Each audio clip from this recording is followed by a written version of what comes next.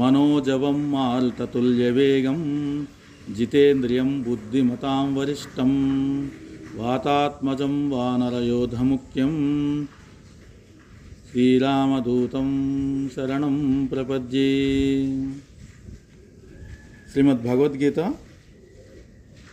12వ అధ్యాయం 20వ శ్లోకం.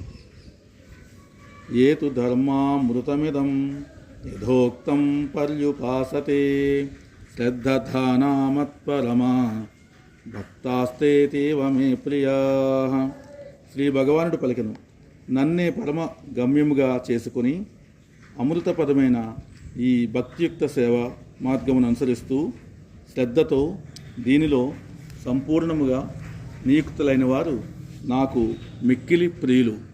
హరి ఓం.